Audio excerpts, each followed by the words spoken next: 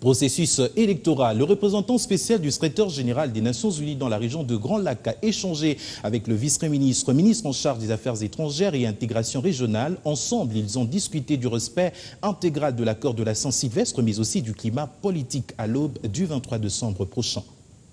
C'est aux affaires étrangères que le représentant spécial du secrétaire général des Nations Unies pour la région des Grands Lacs a clôturé son séjour en République démocratique du Congo.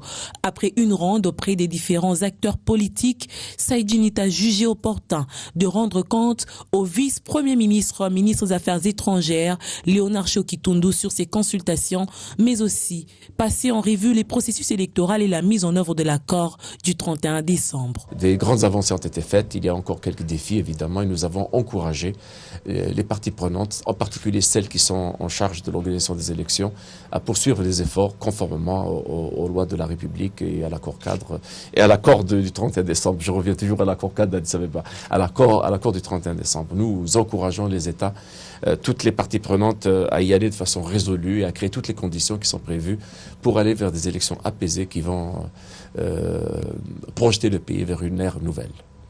La situation sécuritaire dans la sous-région était également sur la table des discussions des deux personnalités qui ont, lors des échanges, évalué la mise en œuvre des recommandations du récent sommet des chefs d'État de la SADC et de la CIRGL.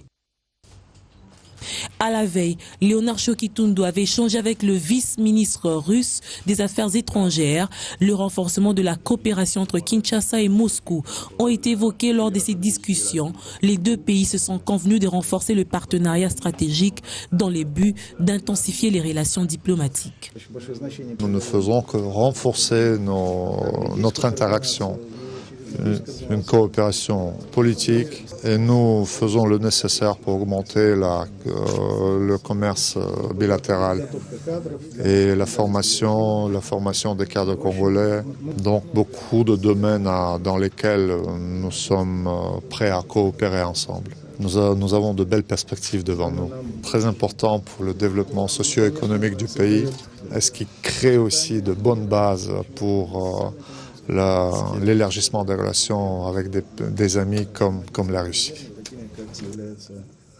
C'était aussi une occasion pour la République démocratique du Congo de reconnaître le soutien de la Russie en tant que membre permanent du Conseil de sécurité, en soulignant que la Russie et la Chine sont de partenaires privilégiés pour le pays.